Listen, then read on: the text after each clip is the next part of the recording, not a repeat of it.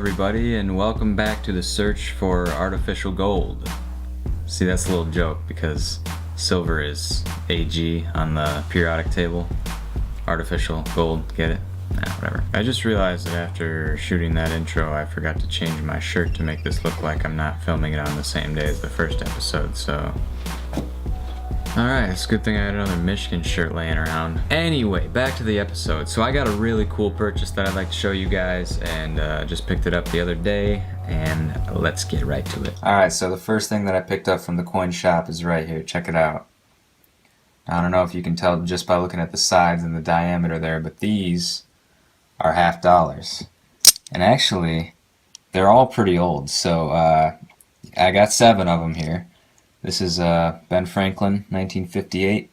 Here's a 1961. And then a second 1958. And then we get into the Walkers, so check this out. 1941. Really pretty nice coin, and that's going to be a plain mint mark. We got a 1940 here. That's also going to be a plain mint mark. If there was a mint mark, it would be over in this area. We got a 1944, and that one's an S. You can see the mint mark on that, 1944S. And then this one, this is a cleaned coin, but it's still worth the same amount in silver, 1943 plain. So I picked each one of these up. All of them came for just $8 a piece, and that comes out to about $22 an ounce if you were to calculate it out for how much silver that is. So the way that we're going to do these episodes, I'm going to go ahead and grab my collections real quick. Just take a moment. So we're going to put these to the side for a second here. And I'm going to pull out, starting with my Franklin $50 collection, which I know you saw in the first episode that we did is rather empty. So let's just move it over to this more modern section here. Like I said, we got 2 1958s, and neither one of them have a mint mark. If they did, it would be... Oh, I'm sorry. They do actually have a mint mark. It's a D, which shows up right above the bell there. But they both have that. So these are the same coin. We're just going to pick one for the collection. I think I'm going to go with this one here. It's in a little bit better shape. So 1958 D, 24 million minted, and there you go in the collection. And then we also have this 1961 with a D as well. So 1961 D, 20.3 collected, or so, I'm sorry, 20.3 million were made. So that's where we're at with the Franklin $50 collection. And since we got the extra one, we may as well just throw it in the reverse slot here, just because, you know, I want to fill out the collection as much as possible and don't really have any other place to put that for now. So there we go, a little bit of progress made on that collection. Now on to the Liberty Standing $50 collection. Let's check it out. So as you saw before, we have 4 actually in the slots right now. Let's start with this one here, 1944S. So that's right here, with just 8.9 million made. This is actually going to be one of the rarer ones that I have in the collection, so I'm really surprised that I was able to pick this up for just $8. I was actually pretty happy about that. Here we have a 1940, and that's going to go right here with just 9.2 million, so continuing the streak, really pretty good stuff there. And then we have the 1941, 24.2 million, not super rare, but also not super common. Now we have this 1943 cleaned half, which as you can see we already have one in there, and even though it's probably in worse shape visually, these cleaned halves aren't going to be worth a whole lot because, as far as numismatic value goes. So what we're going to do is we're going to pull out our book here, which has the coin counting in it. Get real quick. And I'm just going to start a new column here. We have 1 single walking Liberty half. So just we'll write that in real quick. And as you can see up here, those are all going to have 0.5 3.617 ounces of silver. So, starting to add to the collection, add to the pile, so to speak. Got our bag here, and we're just going to take that, drop it in. Now, moving on to the next purchase that I made on the day.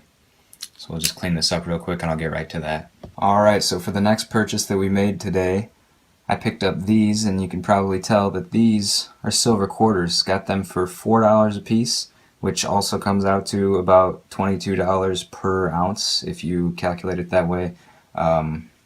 So, you know, just 16 times the face value at this point. These silver quarters, they're all different. There was a huge bin of quarters, and I was fortunate enough to basically get there first and pick out all the good ones. So there's actually a pretty wide variety here.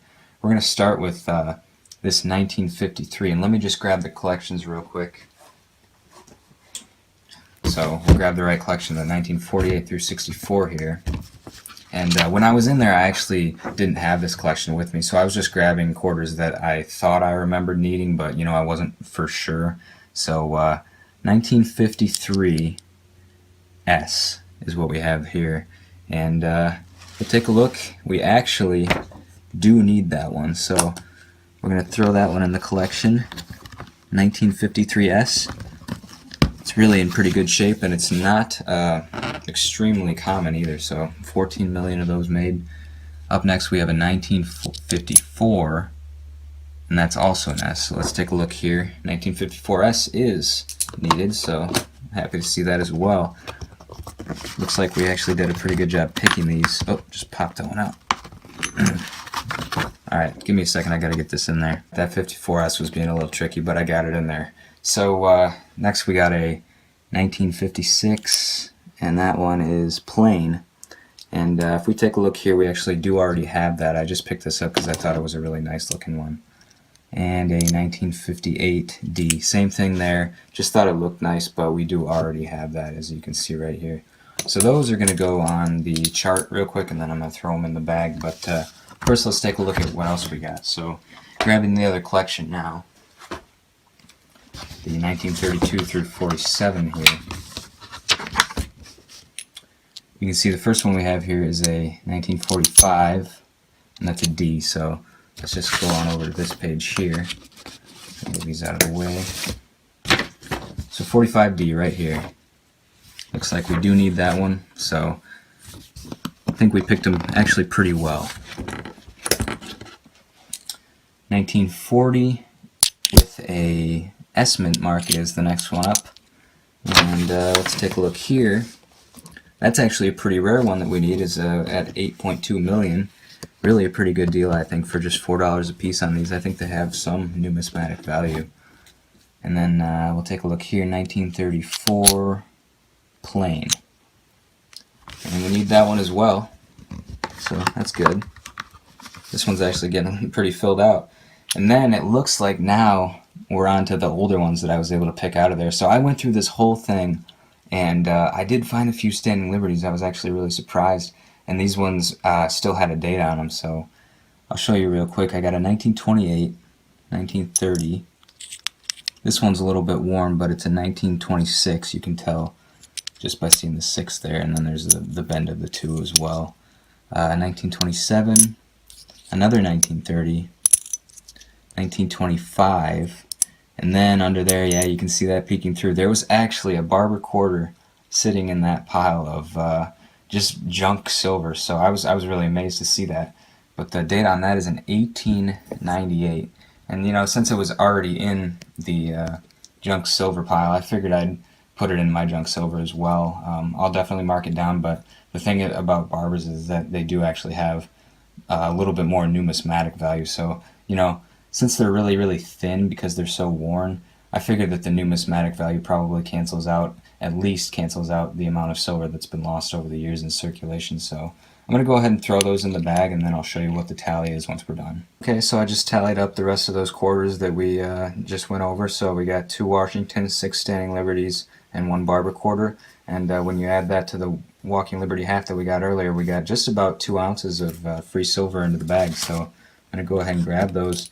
And I am thinking about actually getting a Standing Liberty quarter set, so then we can actually start collecting those. But until now, they're just going to sit in this bag, and as you can see, it's getting a little bit heavier. So yeah, we're definitely getting along with that, and hopefully we'll see some more of that in future episodes. Well guys, that's going to pretty much do it for this episode of The Search for Silver. Make sure to leave a like down below if you enjoyed this video, and subscribe if you're new because you don't want to miss future episodes. As always, thank you for joining me in my continued search for silver, and this is 3.naught signing out.